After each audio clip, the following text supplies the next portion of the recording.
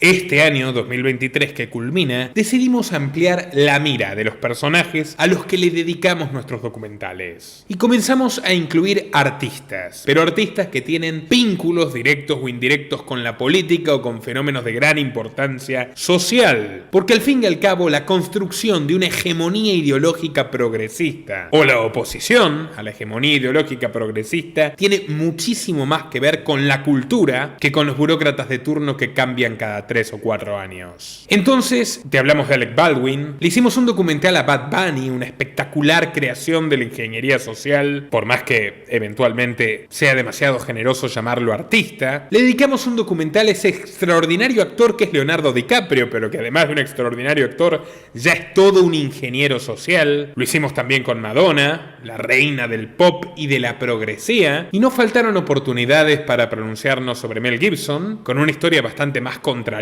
porque él no es progre, y Jim Caviezel, un fundamentalista religioso, pero sin duda un hombre con convicciones y también muy atacado por el establishment de Hollywood. Todos esos documentales están disponibles en mi canal para quien quiera verlos, disfrútenlos, son muy entretenidos, porque no lo abordamos con una óptica farandulera, sino con una óptica de análisis político. Sin embargo, nadie, absolutamente nadie de los nombrados, le llega en ambiciones a la punta de los talones a nuestro protagonista de hoy. Porque él no se conforma con ser un exitoso y acaudalado galán que tantas veces ha salido en las portadas de revistas o en la imaginación acalorada de señoras y señores de todas las edades. Él quiere ser incluso presidente de los Estados Unidos. Y con la capacidad que ha tenido para reunir y mantener poder, creo que deberíamos tomárnoslo en serio. Su nombre, George Clooney. Y esta historia apasionante te sorprenderá. Quédate hasta el último minuto.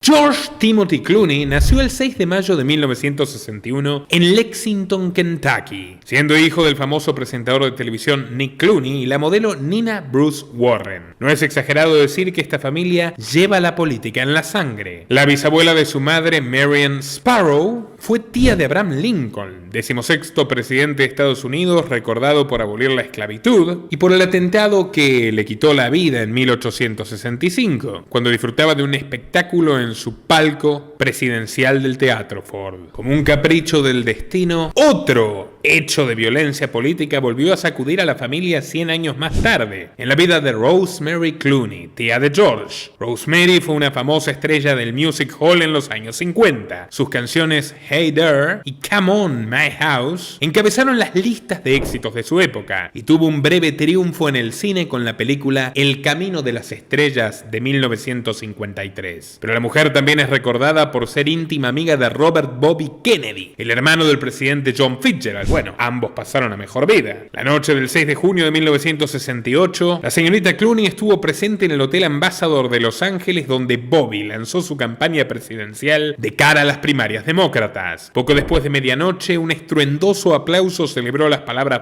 finales del carismático sobreviviente del clan. Para evitar que caminara entre el público, sus colaboradores decidieron que saliera por la cocina del hotel, en dirección a la sala de prensa. La joven Rosemary Clooney lo esperaba al final del pasillo. Ella llegó a ver al hombre que se interpuso ante Bobby y, sacando un revólver calibre 22, le disparó a quemarropa en la cabeza y el cuerpo. El final del hermano menor de Kennedy fue el golpe más doloroso de su vida, una depresión de 8 años de la que nunca se recuperaría. Esa misma noche, su propio hermano menor, Nick Clooney, transmitió la noticia en la televisión local de Kentucky, exponiendo las armas de juguete de su hijo George Clooney para lanzar un mensaje moralista contra el derecho a las armas, siendo que los que se cargaron a los Kennedy no eran precisamente civiles privados. Y si no me creen, invitados a visitar esta entrevista muy suculenta al respecto, donde ahondamos en el tema. Pero bueno, continuemos. Centrémonos unos instantes en este personaje, en Nick Clooney, el padre de George. En su juventud, Nick había buscado triunfar como actor en Hollywood, siguiendo los pasos de Rosemary. Su famosa hermana enviaba periódicamente cartas a las productoras, buscando colocarlo en alguna cinta, más no sea de bajo presupuesto, pero nadie lo aceptaba. Vencido y arruinado, el muchacho dejó California y regresó a Kentucky. Allí la suerte comenzó a mejorar. Empezó a hacerse popular en la radio, donde daba las noticias locales, y para cuando nacieron sus dos hijos, Adele y George, ya era toda una celebridad local de Lexington.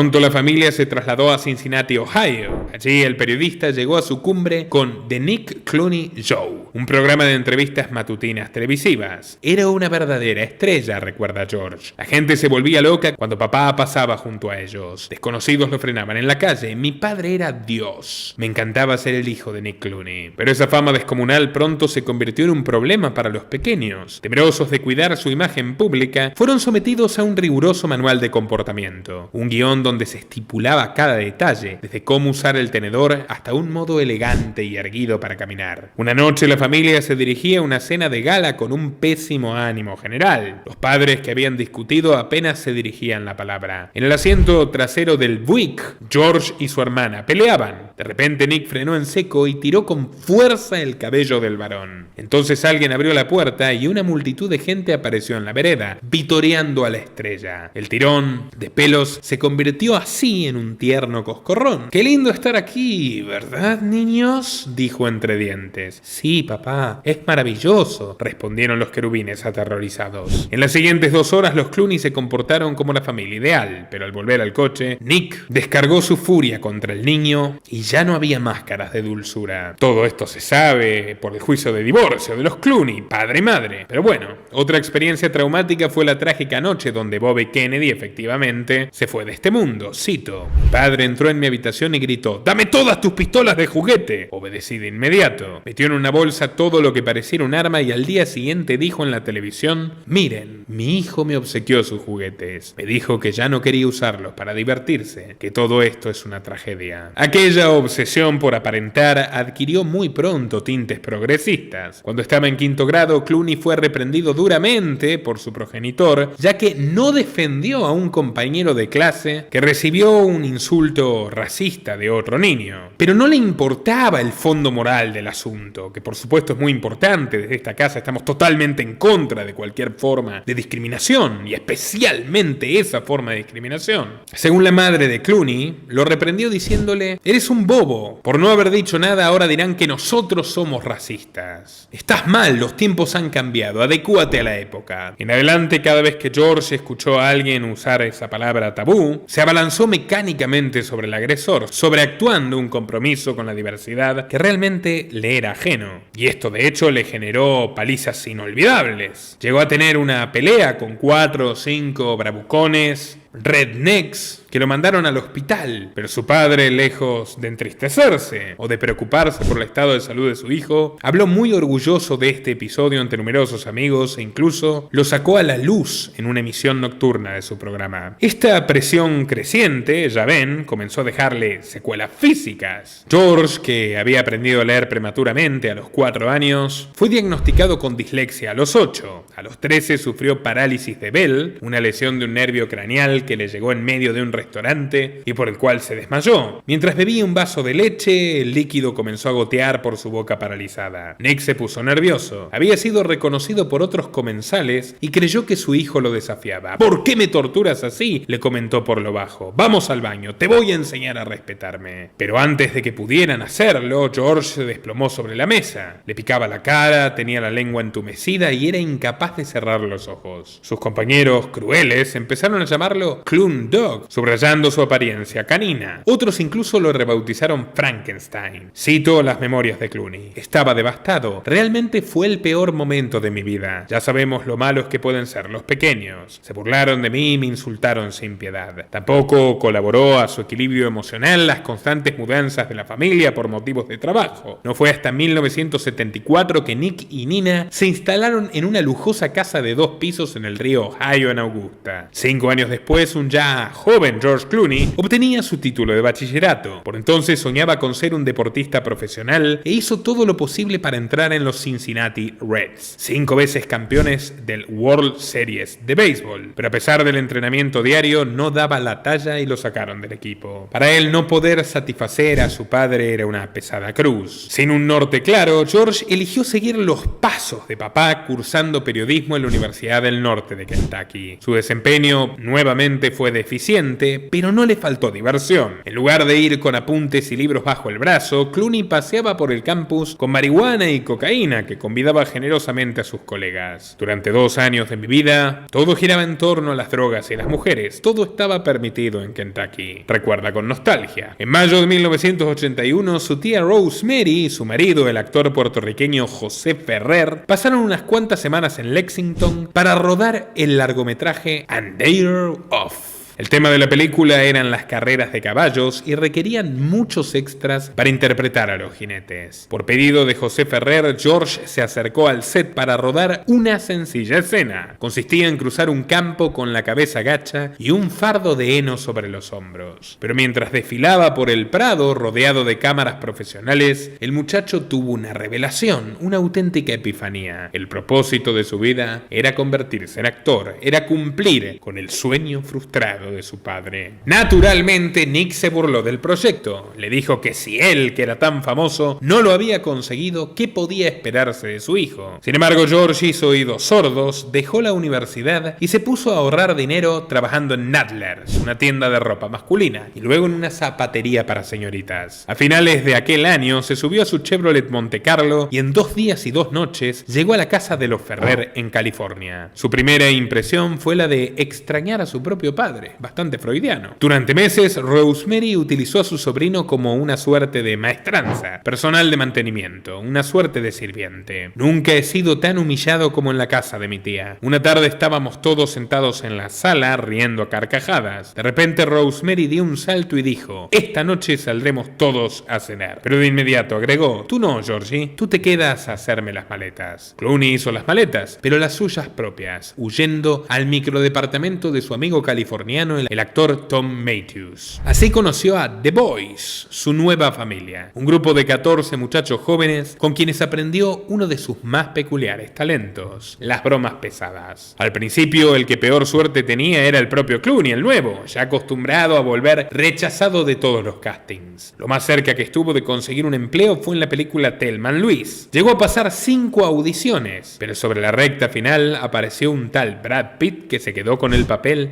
de JD. La decepción fue un antes y un después. Clooney supo que tenía que haber un cambio, probar con otra estrategia, volverse más seductor. ¿Y qué hizo entonces? Se preguntarán ustedes. ¿Ensayó más duro? No, sobornó a los jurados. Empezó a llegar a los castings con obsequios. Un día llevó cachorritos de raza Siberian Husky que había robado de la casa de Rosemary, en otro con una botella de champán. En una audición para un anuncio de Panasonic, el gigante japonés compró una docena de Sapporo, cervezas orientales de primera calidad, y las repartió entre el director y su staff. Cuando empezaron las pruebas, los japoneses ya estaban ebrios y muriéndose de risa. George comprendió que había ganado. Aquel primer éxito despertó sus ambiciones. Para multiplicar las propuestas, solía llamar a las grandes productoras haciéndose pasar por su propio agente. En 1987 consiguió un papel secundario en la comedia Papa Esiquia, pero la experiencia no fue tan buena. En el set nadie lo respetaba, se decía que era un pésimo actor y que solo lo mantenían por el contrato. Y en 1991 se marchó dejando un grato recuerdo, una foto de sus testículos con unas grandes gafas al estilo de Groucho Marx. A esta altura debemos destacar la devota paciencia de Clooney. Había llegado a los 30 años y la fama huía de él tanto como él huía de formar una familia. En 1989 se había casado con la actriz Talia Balsam, pero la dejó poco después alegando aburrimiento. Hacia el 94, una propuesta prometedora llegó a su contestadora, a su grabador de voz. Iba a rodarse ER Emergencia, la primera serie de médicos de la historia. Clooney calificó para el papel de Doug Ross, un atento pediatra que es a la vez un mujeriego empedernido, capaz de llegar ebrio a su turno en el hospital después de una noche de juerga. El actor no lo sabía, pero había firmado el gran contrato de su vida. El programa fue un éxito rotundo y esto es divertido, pero justamente en este casting Clooney no llevó ningún obsequio. Llegó medio borracho de verdad y dijeron: "Este es nuestro hombre". Se llevó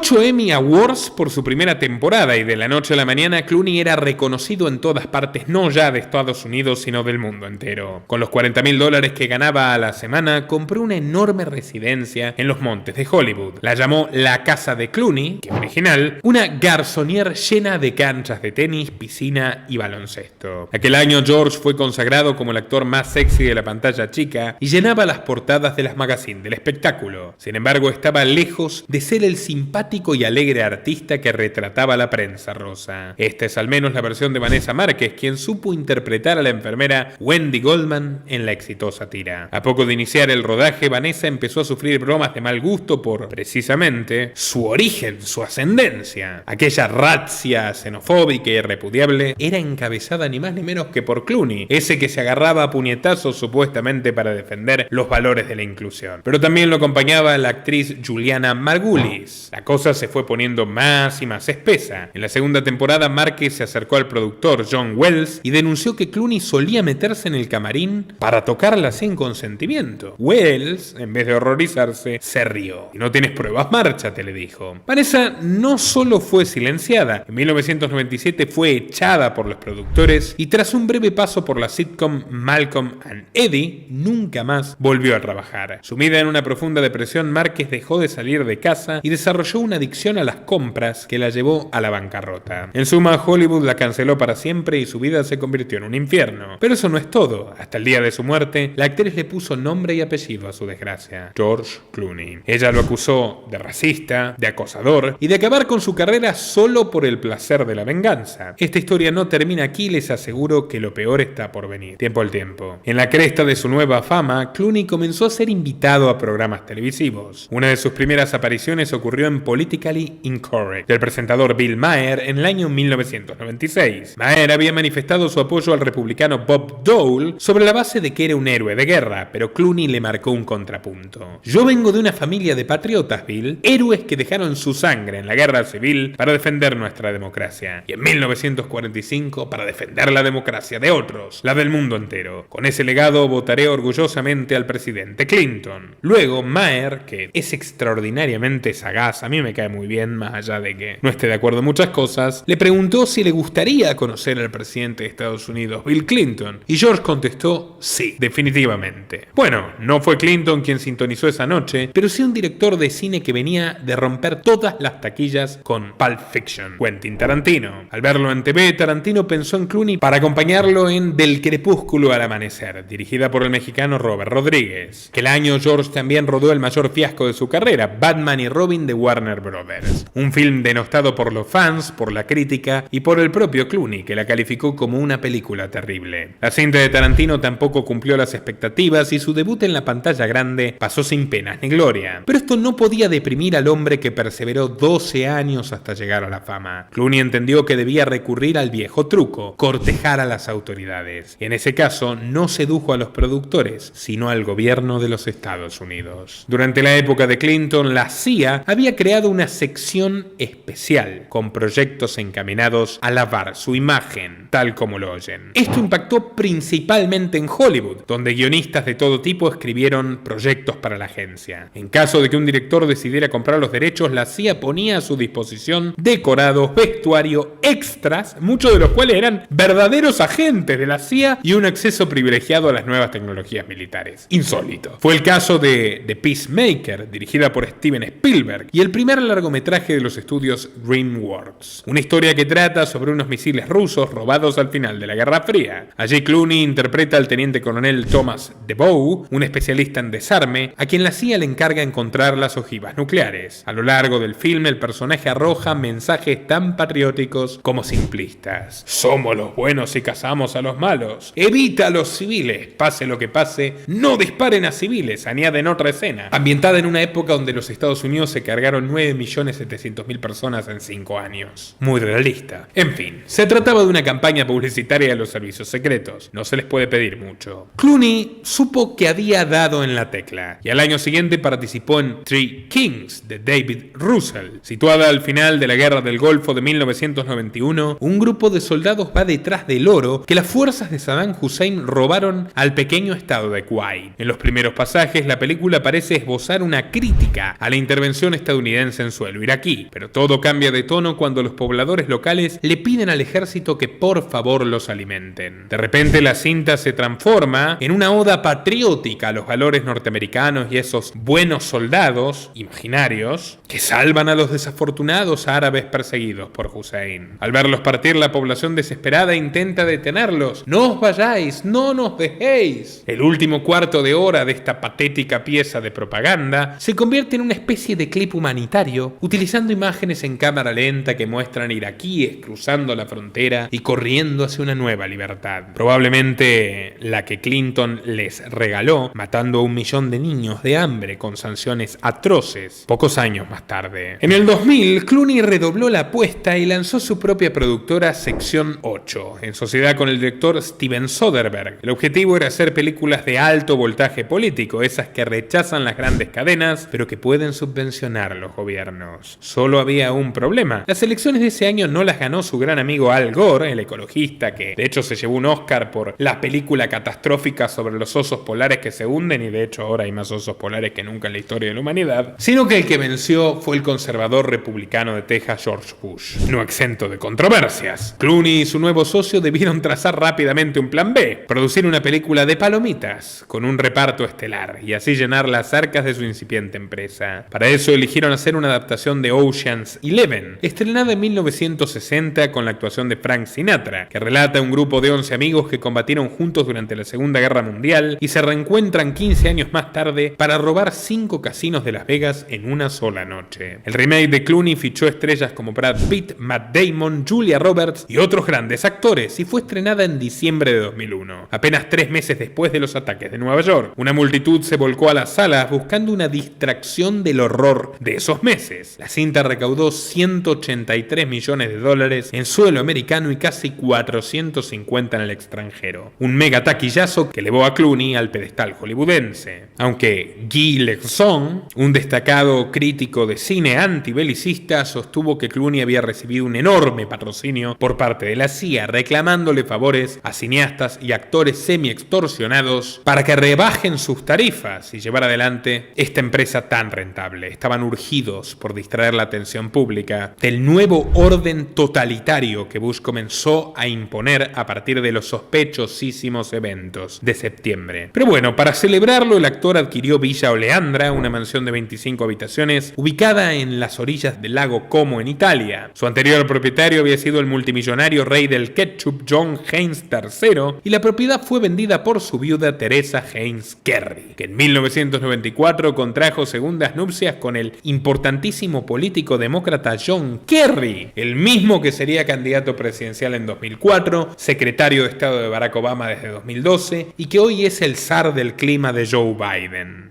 Su hijastro, por cierto, el hijo de la señora Heinz, es socio de Hunter en todos sus negociados corruptos y la red de tráficos de influencias que está generando al día de hoy una investigación para impeachment y juicio político de Biden. Y por cierto, un destacado miembro de la sociedad secreta Skull and Bones, la más poderosa y desconocida de los Estados Unidos. Video recomendado si no lo han visto todavía, estará al final de este. Dado el nivel de privacidad, George nunca dudó en llevar a la gran pantalla su reliquia arquitectónica italiana, donde se rodaron escenas de Ocean 12, Casino Royale o Star Wars Episodio 2, El ataque de los clones. Pero la compra fue mucho más que eso. El negocio con John Kerry significó codearse con las grandes ligas de la élite política norteamericana, especialmente la ala izquierda, algo que para Clooney se había convertido en una verdadera obsesión personal. En enero de 2003, el actor fue una de las voces más críticas contra George Bush ante la inminente invasión a Irak. Primero apoyó a Afganistán, pero cuando se volvió impopular, de repente se volvió pacifista y empezó a criticar la guerra de Irak. Cito: el gobierno actual funciona como Los Soprano. Bush podría encontrar fácilmente un buen lugar en el crimen organizado. ¿Por qué no negociar con Saddam Hussein en lugar de correr al lugar y matar a tantísimos civiles inocentes? Curioso que no mencionara a Joe Biden o al propio John Kerry, que fueron los senadores claves para dar luz verde a esta invasión que ocurriría en marzo. De hecho, Biden era el presidente del Comité de Relaciones Exteriores del Senado en aquella época. Sin su apoyo era imposible llevar a cabo la guerra adelante.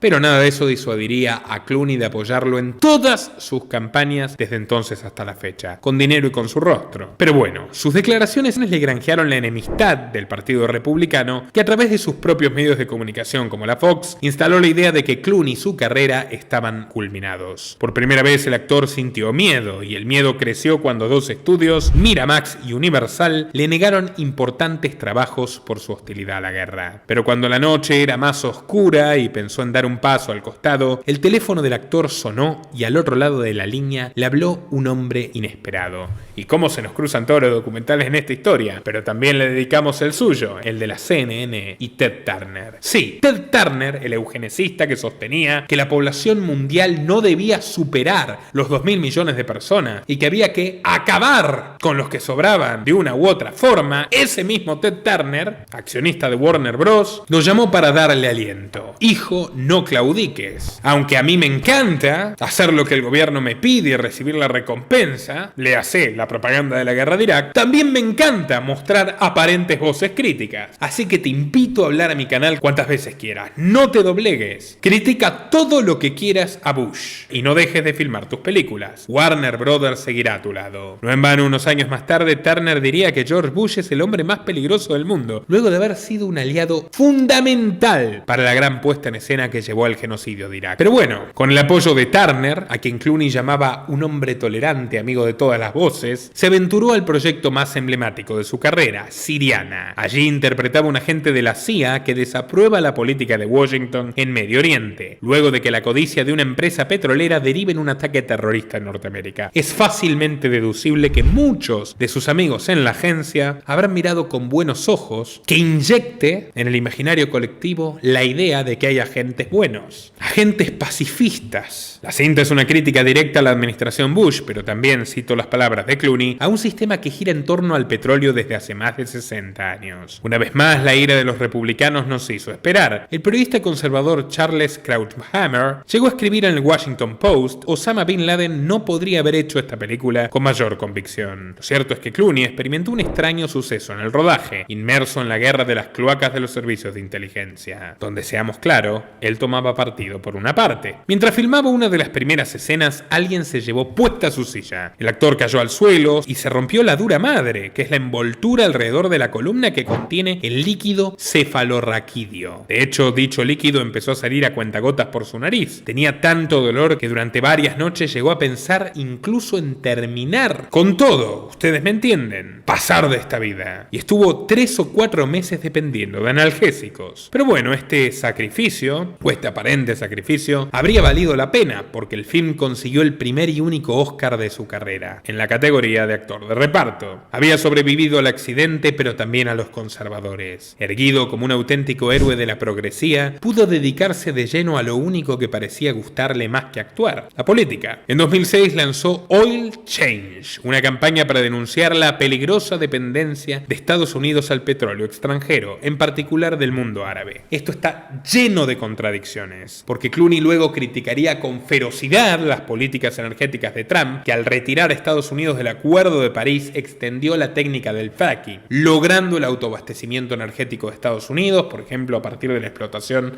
de pozos petroleros en Texas o en Alaska, lo cual de hecho redujo drásticamente el interés económico en generar más guerras en países petroleros. Pero Clooney no es coherente con ninguno de los valores que predica. Clooney es lo que su padre le enseñó a ser: una careta, una máscara de teatro, un disfraz, un camaleón. Por aquellos años también se convirtió en el principal rostro de ayuda humanitaria a Darfur, una región al oeste de Sudán que vivió uno de los peores genocidios de este siglo. El conflicto comenzó en 2003, cuando el gobierno autoritario del árabe Omar al-Bashir llevó adelante una campaña de limpieza étnica contra grupos insurgentes a través de un feroz bombardeo, obligando al desplazamiento forzoso de millones de personas. Al mismo tiempo, equipó a milicias locales conocidas como Janjaweed, de origen árabe, que incendiaron pueblos completos y mataron a cuanta persona se les interpuso en el camino. Más de 400.000 seres humanos vieron el sol por última vez en Darfur, en su mayoría mujeres y niños. Pero había otra causa detrás de la trama, y es que la región había descubierto nuevos yacimientos petrolíferos. Poco a poco, Clooney se erigió en una suerte de embajador de su causa, obteniendo la mayoría de los fondos a través de Nespresso. Sí, la marca de café, que le aportaba $10 millones al año por aparecer en sus publicidades. Como veremos más adelante, esta ayuda no sería nada inocente. La cuestión de Darfur también llevó a Clooney al Capitolio, donde se reunió con un joven senador de Illinois, de origen afroamericano, para platicar sobre el conflicto. Tuvimos la oportunidad de conocernos mejor. De hecho, nos hicimos amigos, explicó el actor en una rueda de prensa. Es una buena persona y realmente lo considero uno de mis íntimos. El senador no era otro que Barack Obama, por entonces mucho menos conocido que el actor. De hecho, esta amistad fue el primer salto a la multitud para el político, un gesto que Barack nunca olvidaría. El 14 de septiembre de 2006, Clooney pronunció su primer discurso ante las Naciones Unidas. Mientras los embajadores chino y ruso abandonaban indignados el salón, la estrella exigió que la ONU intervenga militarmente en Sudán.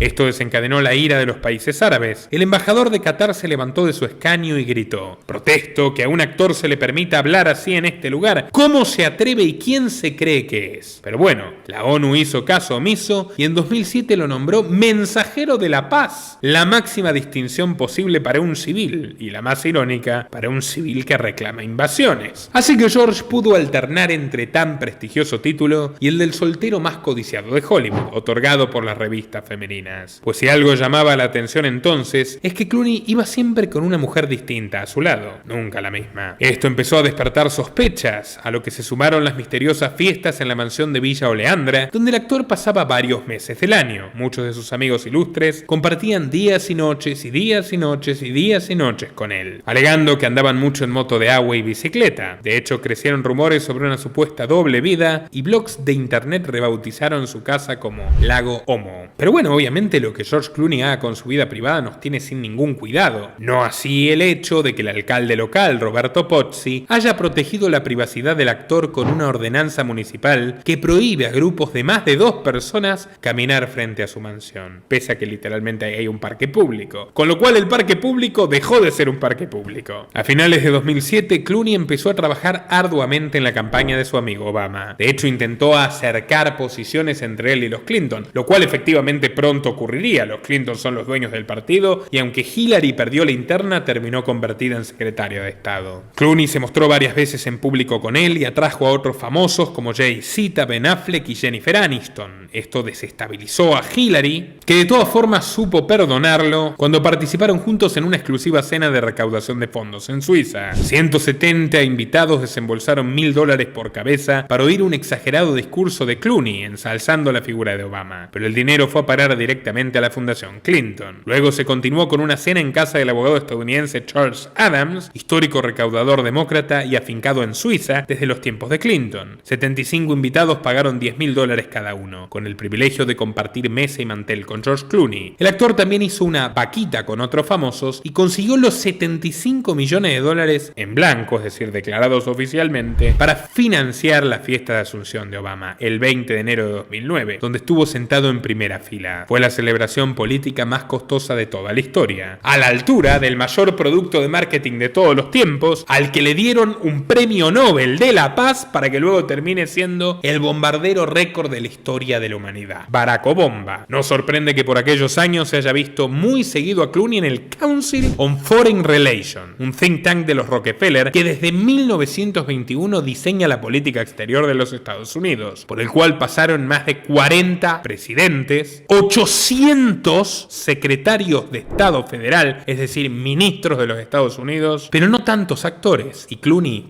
es uno de los pocos, y sin duda el más famoso. Es imposible saber cómo y cuándo Clooney se acercó al CFR por primera vez, pero una cosa es segura: en 2010 obtuvo la membresía permanente, todo un hito. Esto lo habría conseguido con el apoyo del columnista de The New York Times, Nicholas Kristof, y el periodista Charlie Rose. Me siento muy honrado de haber sido nominado, y el ritual de iniciación me pareció terrible, declaró jocoso. ¿Pero qué es lo que le pareció terrible? Cuesta imaginarlo. Nunca lo esclareció. La membresía solo es posible si el interesado cumple con tareas de interés para el comité. Y a juzgar por los acontecimientos siguientes, todo indica que esas faenas incluyeron su activa militancia en Sudán, uno de los conflictos que la flamante secretaria de Estado Hillary Clinton apuntó a intervenir. Y escuchen por qué es increíble. En 2010 Clooney financió un satélite para espiar las actividades del presidente sudanés Omar el-Bashir. El programa se llamó Proyecto Centinela Satélite. Incluso se lanzó un sitio web dedicado a publicar toda su observación, mostrando imágenes de tanques, fosas comunes y otras atrocidades en la zona. ¿Cuál era el objetivo? Presentar pruebas de crímenes de guerra para llevar al jefe de Estado a la Corte Penal Internacional. Ante las acusaciones de espionaje, Clooney se defendió de un modo insólito. Podemos hablar de espionaje si se tratara de un país, pero ¿qué pasa si soy un paparazzi fotografiando con una lente de 400 millas? Incluso se podría decir que apenas soy un turista que toma fotos fotos y las sube a la red. Bueno, no pueden hacerlo los turistas italianos en su casa. Lo curioso es que el satélite de George Clooney, esto es increíble, el satélite de George Clooney comenzó a ser utilizado para espiar a población civil en la República Democrática del Congo, la República Centroafricana y Siria, como se indica en el sitio. ¡Qué casualidad! En estos dos primeros países, la Fundación Bill y Melinda Gates contrató sus servicios para determinar tierra cultivable que terminaron comprándole a gobiernos que echaron a los campesinos propietarios de esas parcelas para entregárselas a Gates. Y en Siria, bueno, en Siria, Obomba y Hillary ya tenían planeada otra guerra. Y vaya que la llevaron a cabo. Pero la historia continúa. En 2011 fue emitida la orden de captura internacional contra Omar el-Bashir. El proceso político culminó en la fundación de una nueva nación, Sudán del Sur. Clooney fue el primero en llevar adelante la propuesta de: si este país tiene problemas, partámoslo en dos. E increíblemente le hicieron caso. Mientras Hillary viajaba al joven país a darle la bendición occidental, Clooney lanzó un proyecto para el desarrollo de agricultura ecológica, por supuesto con el apoyo de Gates, porque en sus palabras debemos ayudarlos a independizarse. El programa fue financiado además por Nespresso. Y la otra cara de la moneda es que Sudán del Sur es la cuna del cultivo del café en África. Y si todavía no entienden de qué se trata, la compañía te lo explica en un comunicado de 2013. Nespresso busca mejorar los medios de vida de los habitantes implementando una estrategia centrada en el desarrollo sostenible del café, que además será una fuente extraordinaria de suministro para Nespresso. Básicamente comenzaron a explotar la mano de obra barata y a usurpar tierras, al igual que lo venía haciendo Gates en el Congo. Clooney se irguió al mismo tiempo en portavoz de la causa sudanesa y en embajador mundial de Nespresso, y fue con ambas banderas que en marzo de 2012 fue arrestado ante la embajada de Sudán en Washington por manifestarse en forma bastante agresiva. Aquí podemos verlo sonriendo con el precinto en la mano, como si solo se tratase de una sesión de fotos. Ya puedo imaginar la conversación que tuvo esa noche junto a Obama. Barack, my friend,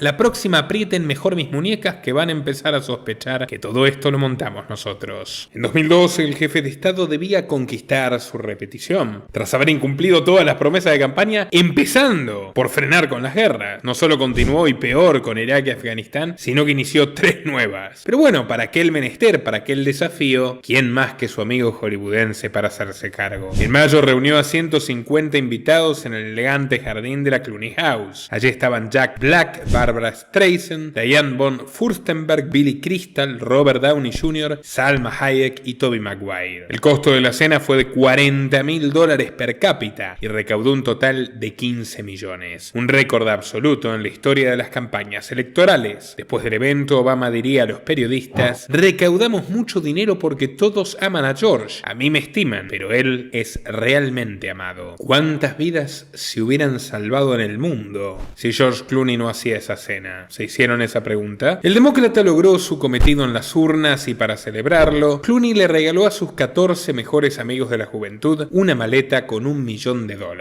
Clooney ya era un político casi completo. Para completar su perfil solo le faltaba una cosa: una mujer constante. En el año 2013 salía con la modelo Stacy Keibler, pero a la hora de codearse con la élite, la mujer no le cumplía. Todo cambió en una gala benéfica que convocó en su paraíso artificial del lago de Como. Allí asistió una sexy y poderosa abogada de 35 años que le quitó el aliento. Hablamos de la libanesa Amal Alamuddin, famosa entre otras cosas por haber defendido, y mal, a Julian Assange y también a algunos criminales autócratas de Oriente. Amal nació el 3 de febrero de 1978 en Beirut, aunque solo pasaría 4 años en el Líbano, cuando Israel invadió horriblemente esta nación, arrasándola. En 1982 su familia se trasladó a Inglaterra. Los Alamuddin descendían de un poderoso clan druso que se asentó en las montañas de Chouf y con el tiempo llegó a ser una pujante familia burguesa nacional. Uno de sus abuelos fue ministro, el otro director del Hospital Universitario Americano de Beirut. Incluso sus padres ocupaban una posición social envidiable. Él, Ramzi Alamuddin, fue vicepresidente de la Universidad Americana de Beirut y fundador de la agencia de viajes Comet. Ella, Varia Mignas es una prestigiosa periodista conocida en los años 60 y 70 como la Elizabeth Taylor libanesa, por su belleza griega. Tuvo una larga carrera como presentadora de televisión y se hizo famosa por sus entrevistas a Bill Clinton, Fidel Castro, Hussein de Jordán o Indira Gandhi. También fue amiga de Yasser Arafat y en 2004 se convirtió en presidenta del International Arab Charity, una organización benéfica con sede en Londres. Soy la voz de los musulmanes moderados, rechazados en esta guerra contra el terrorismo, manifestó. Y cabe destacar que a la suegra no le cae nada bien George Clooney, y a mí me cae bien la suegra. Tampoco podemos evitar mencionar al controvertido tío de Amal, Zayed Taqiyedine, un empresario franco-libanés que hizo fortuna con el tráfico de armas. Taqiyedine fue un protegido del gobierno de Francia que lo utilizaba como intermediario para negociar material bélico con la dictadura libia de Muammar el-Gaddafi y la venta de submarinos franceses a Pakistán, algo que lo dejó involucrado en varias causas judiciales internacionales. Como es de suponer, la pequeña Amal se crió en un ambiente burgués. Creció en una mansión elitista de 1 millón de euros en Gerrards Cross, Buckinghamshire, rodeada de relaciones con el jet set británico y la farándula. Su bachillerato lo cursó en el Dr. Chioner Grammar School, una escuela de origen medieval, y luego estudió Derecho en el St. Hugh's College de Oxford. Sus compañeros la recuerdan como una chica inaccesible, cuya vida social se reducía a militar en agrupaciones de izquierda. Ya en 2001, la abogada se mudó a Manhattan y realizó un posgrado en la ultra progre Universidad de Nueva York, financiada por George Soros. Su apellido atrajo poderosos contactos y en 2004 obtuvo una pasantía en la Corte Internacional de Justicia de La Haya. También tuvo un paso por la Corte de Apelaciones de Estados Unidos, siendo apadrinada por la jueza Sonia Sotomayor, que desde 2009 es miembro de la Corte Suprema de Justicia, promovida por Barack Obama. En 2010, Amal regresó a Inglaterra y se incorporó al bufete Doughty Street Chambers, donde llamó la atención por 3 razones. Primero, que es políglota perfecta, domina el inglés, francés, árabe y griego. Segundo, una mujer muy bella, muy atractiva. Y tercero, se le daba muy bien hablar en cámara. En 2012, Alamudine asumió el trabajo más importante de su vida, la defensa de Julian Assange. El fundador de Wikileaks se enfrentaba a una posible extradición a Suecia, luego de una aberrante denuncia falsa de una mujer llamada Anna Ardeen que trabajaba para la CIA, la cual, por cierto, luego fue archivada, pero no cambió el destino de este héroe al que quieren encarcelar para siempre, ya todos lo sabemos, por su magnífico trabajo periodístico. Solo 2 años atrás, nuestro prócer libertario publicó los 77.000 documentos clasificados del Pentágono, probando terribles crímenes de guerra del ejército estadounidense, el ejército de Bush, el ejército de Clinton, el ejército de Obama, Biden, Hillary y el resto de los amigos de Clooney. Sus abogados, encabezados por Amal, atrajeron rápidamente a toda la prensa, y el propio Assange fue muy elogioso con ella al principio. Amal es una amiga y una abogada que tiene una perspectiva global. La traición que sufriría más adelante es tan pero tan grande que todavía duele. La letrada también asumió la defensa de Yulia Timoshenko, ex primera ministra de Ucrania, que fue condenada a 7 años de prisión por el corrupto gobierno de Viktor Yanukovych, títere de Putin. Aunque Timoshenko tuvo mejor suerte que Assange, porque luego del Euromaidán salió en libertad. Antes de conocer a Clooney, Amal tuvo un amorío con el CEO de Google, ni más ni menos. En ese momento la empresa más poderosa del planeta, Eric Schmidt, quien por cierto estaba casado, aunque es célebre por sus aventuras extramatrimoniales. En mayo de 2013, el abogado organizó una cena en Low Lows, un lujoso local de Londres, para que el magnate presente su nuevo libro The New Digital Age. Según los testigos, se mostraron sospechosamente unidos en toda la velada. De hecho, ella se lo llevó a Assange, que tuvo una experiencia bastante contradictoria y publicó un formidable artículo sobre su peculiar encuentro con Schmidt. Muy recomendado, por cierto. Pero sus aventuras habían pasado desapercibidas, si no fuera por un extraño descubrimiento que sorprendió a los paparazzi en 2004, cuando buscaban información de la futura esposa de Clooney. En Google no había nada sobre ella, absolutamente nada, más allá de escasas vaguedades y pequeños resúmenes biográficos. Los datos comprometedores, por ejemplo su tío traficante de armas a regímenes totalitarios, brillaban por su ausencia. ¿Qué pasó? Bueno, que Amal se benefició de una limpieza digital, orquestada por supuesto por su poderoso amante de Silicon Valley, pero en el juego Luego de la seducción, esta mujer sorteó otro brumoso desafío: enamorar a nuestro protagonista. Aquella noche primaveral en Italia donde se conocieron, ella primero se negó a darle su número de teléfono, ante lo cual George insistió. Tuvo el número por sus propios medios y la invitó a cenar al día siguiente, pero una vez más fue rechazado. Y así estuvieron durante meses, donde el actor se desplumó llamando y escribiendo sin ton ni son. Era la mujer perfecta para su carrera política. Todo cambió cuando jugó la carta de Darfur,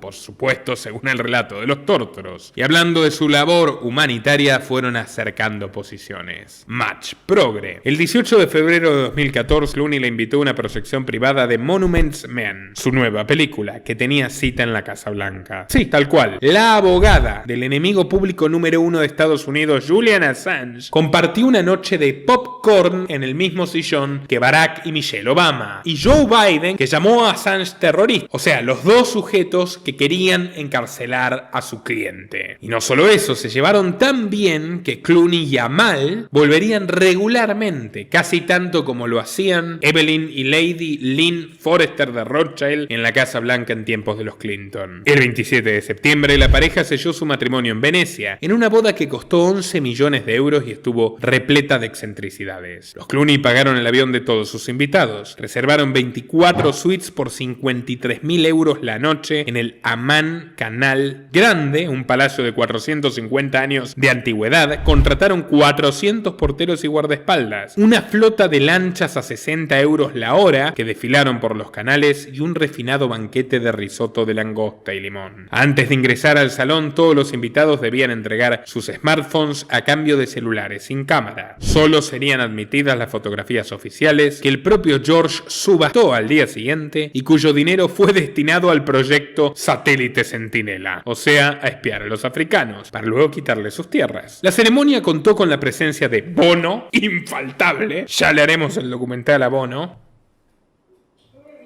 Vos sos fan de Bono. La ceremonia contó con Cindy Crawford, Matt Damon, Emily Blunt, Bill Murray, Brad Pitt y Angelina Jolie. Esta última, al igual que Clooney, miembro permanente del CFR. Aunque Amal Alamuddin nunca soportó a Jolie. Las veces que coincidieron en una gala social se ignoraron deliberadamente. Pero bueno, a pesar de tan suntuosa unión, el matrimonio despertó muchas intrigas sobre su veracidad. Algo que los tabloides destacaron fue el escaso tiempo que pasaban juntos. Mientras ella trabajaba en Londres, Clooney se quedaba en Hollywood, asumiendo compromisos. En febrero de 2015, la revista Life and Style estimó que los dos no se habían visto nunca en 5 semanas. En otra ocasión, George volaría a Inglaterra para verla, pero cuando llegó, ella había partido a Atenas, pues trabajaría con el gobierno griego para recuperar los frisos del Partenón, expuestos como medio Partenón en el Museo Británico de Londres. Esa gente sí que robaba con estilo. Para compensar la distancia, Clooney hablaba sin cesar de su esposa con los periodistas. Cualquier tema era motivo para decir lo mucho que la amaba y lo unidos que estaban. Pero lo cierto es que más allá de las tiernas poses en la alfombra roja, apenas existen imágenes de ambos. En fin, la hipótesis detrás de estas sugerencias era obvia: que el matrimonio de Clooney es una farsa, una unión legal orquestada para impulsar sus ambiciones personales. Ella cambió su apellido de soltera, muy extraño, para tratarse de una abogada feminista, y desde entonces empezó a ser recibida en la Casa Blanca, a tener audiencia con los jefes de Estado de todo el mundo, como Angela Merkel, o a defender figuras como Saif al-Islam Gaddafi y Abdallah Senousi, hijo de Gaddafi al que asesinó Hillary Clinton. Con lo cual, la verdad, todo esto comienza a parecer bastante sospechoso. Es la abogada de los enemigos de sus amigos. Alguien de ustedes quizás pueda explicárnoslo en los comentarios. La unión con Clooney también significó un sorpresivo cambio de prioridades para Amal. En 2014 rechazó investigar violaciones de derechos humanos, ¿a dónde más? En Gaza. Básicamente declinó la oferta de un comité de la ONU. La cuestión de Medio Oriente era vital para su familia. Su madre Bari había dicho con toda razón en 2009: lo último que haría en mi vida sería proteger o defender a Israel. Soy libanesa y tuve que abandonar mi amado país por la invasión sionista. Todavía hoy el Estado criminal de Israel sigue invadiendo el Líbano cuando le da la gana. Ya han pasado 14 años y las tropas criminales sionistas no dejan de matar periodistas en el Líbano. En Estados Unidos, muchos periodistas están convencidos de la existencia de un contrato muy específico entre Clooney y Amal. mal. Según el libro George Clooney, una ambición secreta, de Mael Brun y Amel Said, la intención del actor es convertirse en presidente de los Estados Unidos. Sí, tal como lo oyen. La misma hipótesis fue esgrimida por Charles Johnson, fundador del sitio independiente Got News, que hizo sus predicciones en Twitter. George Clooney se está preparando para entrar en política, ya lo verás. Su falso matrimonio es parte del cambio de imagen que necesita para ser elegido. Todos en West Hollywood, una ciudad conocida por su nutrida comunidad diversa, saben que a George Clooney no le atraen las mujeres. Puesto todo el derecho de George Clooney. Faltaría más. Pero no es tan progre a la hora de construir el marketing político. Insisto, esta información es reproducida por sus implicancias políticas, rechazando de lleno todo juicio de valor sobre la vida privada o sexual de las personas. El ámbito para lucirse de todas formas llegaría pronto. Corría el 2016 y eso solo significaba una cosa: una nueva campaña presidencial para instalar a Clooney como el más entregado de los demócratas. Amo a Bernie Sanders y estoy encantado de que se presente.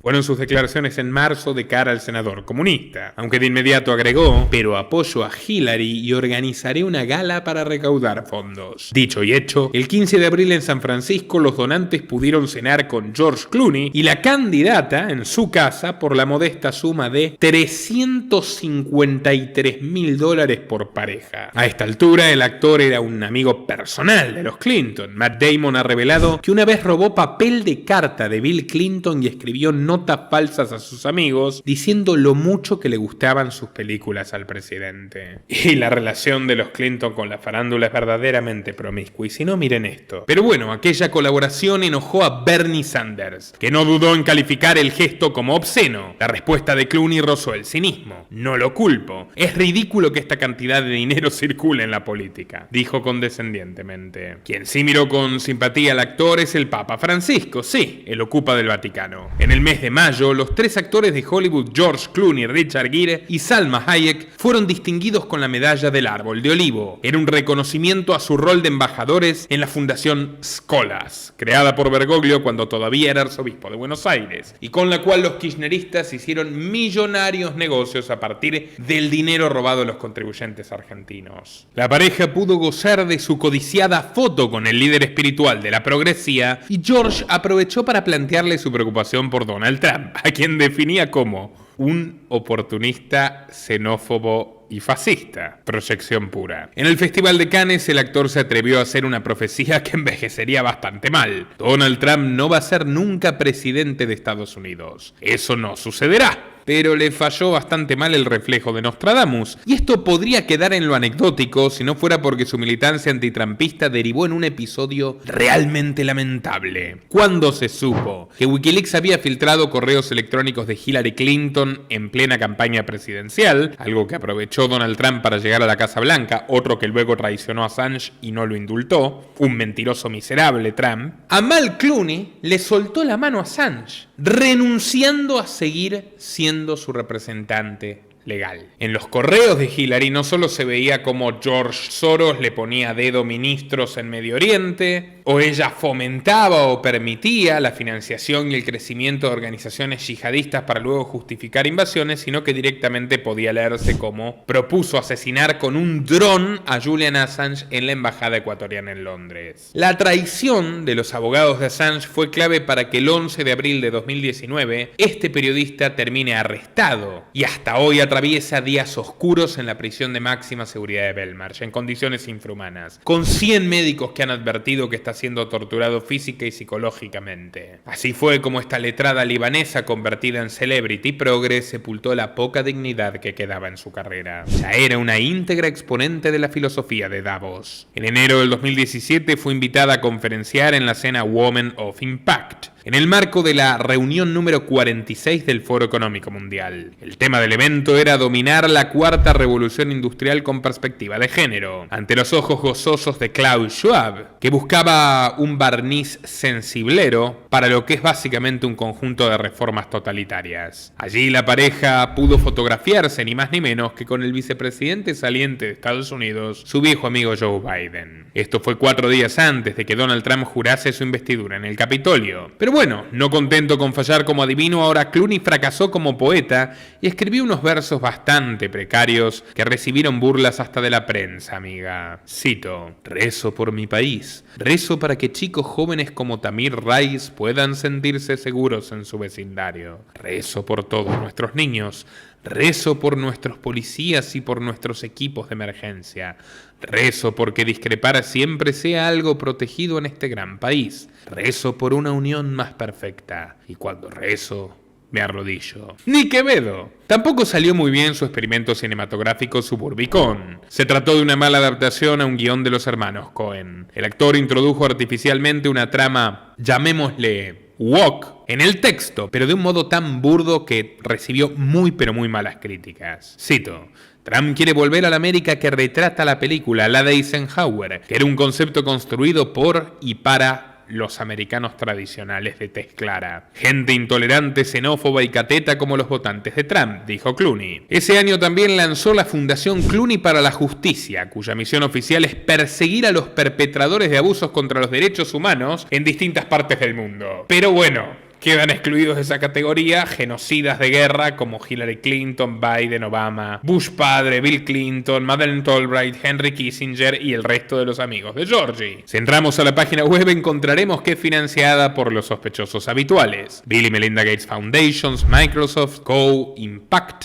y Fundación Ford, entre otros. Quizás tantas donaciones explican por qué George Clooney fue el actor mejor pagado de Hollywood en 2018, a pesar de que no filmaba una película hace más de 2 años, lo cual le da bastante sentido a todo esto. Según la revista Business Insider, durante 12 meses, el actor ganó más de 550.000 euros diarios, sin pisar un solo set de rodaje. Ya lo vemos, el humanitarismo es un gran negocio. Otro golpe fortuito fue una venta realizada con sus socios de la compañía de tequila Casamigos, por 199 millones de euros. Pero así como entraba la plata, muchas veces salía. La llegada de 2 mellizos a la familia, Elia y Alexander, despertó una paranoia patológica en la familia Clooney, que casi gasta $2 millones mensuales en seguridad por supuestas amenazas. También sostienen una regla sagrada: no pasar más de 10 días en ninguna de sus propiedades para prevenir posibles ataques. ¿Será que le falló a alguno de sus socios de la CIA? Kilosa. Pero miren ustedes qué raro, mientras el actor huía de este peligro aparentemente inflado o incluso inexistente, una antigua enemiga lo sufría en carne propia. Y esto, señores, esto es terrible. Pongamos en contexto, corrían los años 2017 y 2018 cuando se destapó la olla del Me Too. Cientos de actrices de Hollywood encendieron la hoguera de una casa de brujas con denuncias, algunas verídicas, otras meridianamente falsas, que acabaron con la carrera de muchos actores, directores y productores consagrados. Uno de ellos que salió adelante y demostró que todo esto se trató de una gran casa de brujas fue Johnny Depp. Por supuesto, el ultraprogre George Clooney no tardó en subirse a la ola. Repudió rápidamente a Harvey Weinstein, quien hoy cumple una condena en prisión, pero que había sido su íntimo amigo. Miren esta foto. Su comensal, de él y de los Clinton. Miren esta otra. Prácticamente se da un beso con Hillary Clinton. ¿Quieren una de Harvey con Bill Clinton? Acá hay una con Bill Clinton. Era uno más de ellos. Pero Clooney tuvo un ataque de amnesia repentina, fingió demencia y dijo: ojalá esto sea un antes y un después y ahora empecemos a creer en las mujeres. Bueno, eso fue lo que pasó y algunos medios empezaron a escuchar a Vanessa Márquez, ¿se acuerdan? La actriz de R Emergencias que acusaba a Clooney de perseguirla por todos los medios y arruinarle la vida. Lo cual, por supuesto, quién sabe si es cierto o no. Pero la actitud de Clooney abordando este asunto fue bastante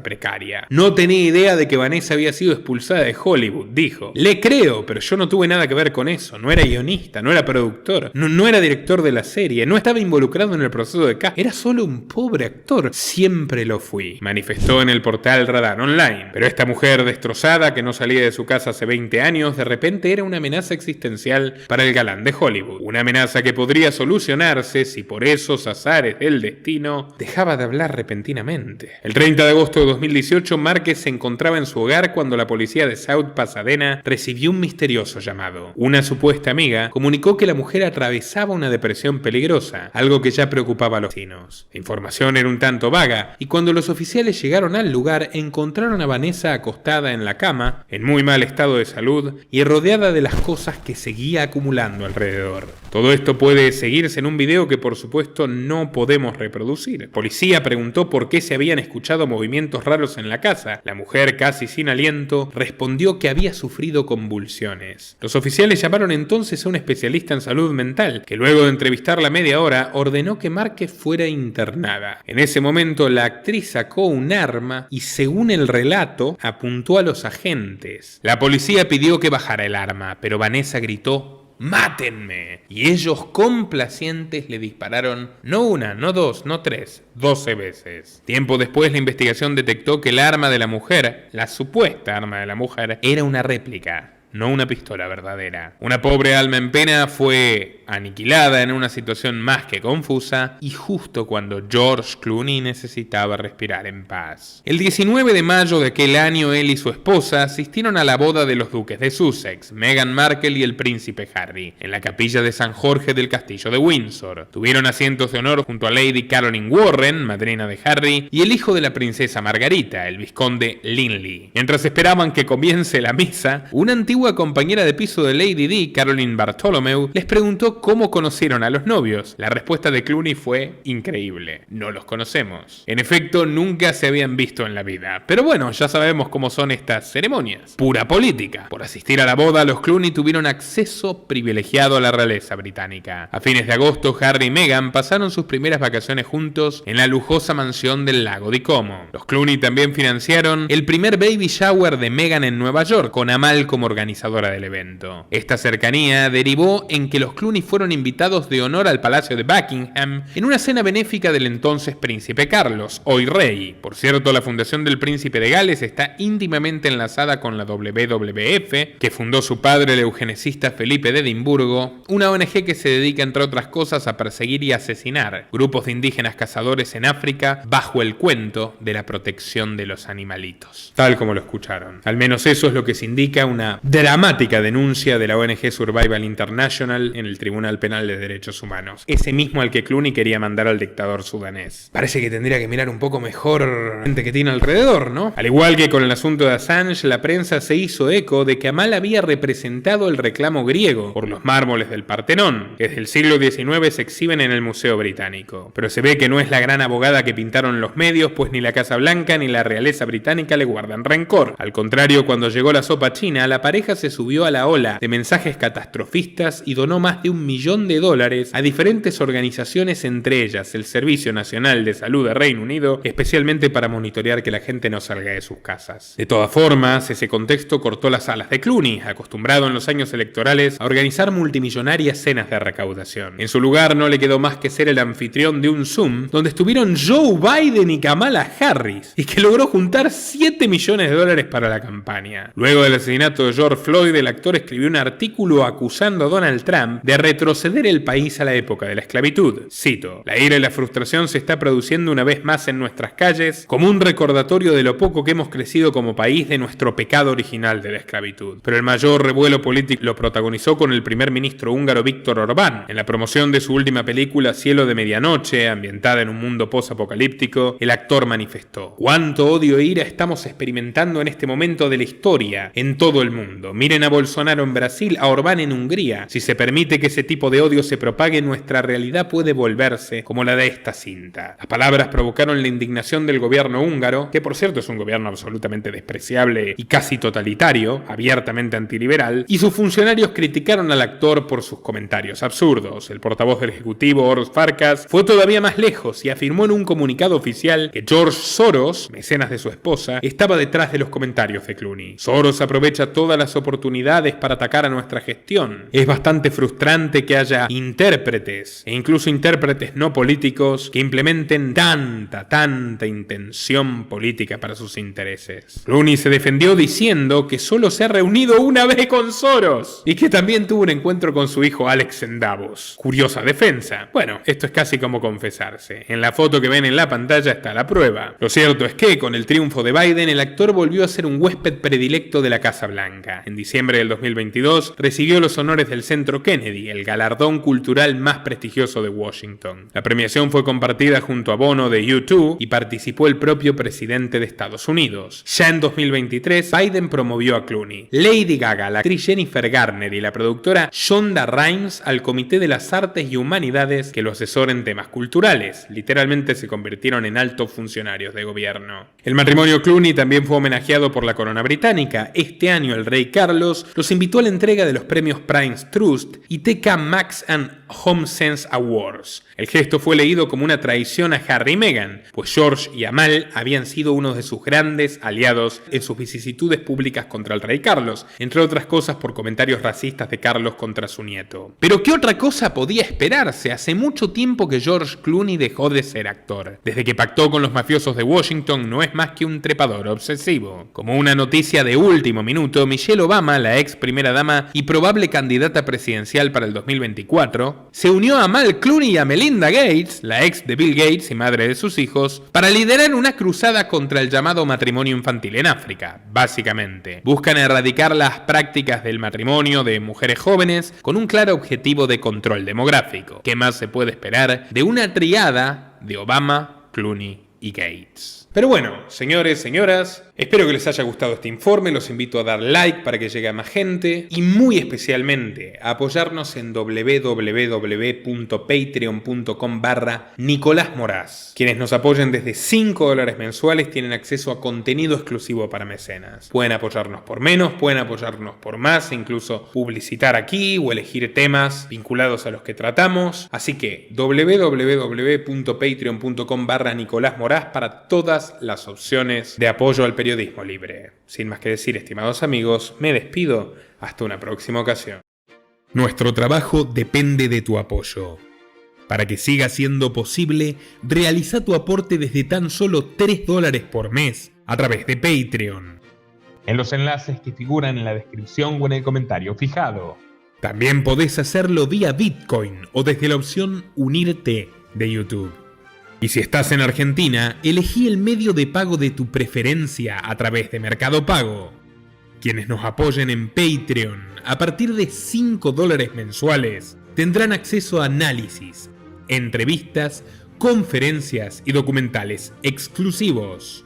También tenemos opciones para sponsors. Así que publicita con nosotros a través de patreon.com/Nicolás Moraz.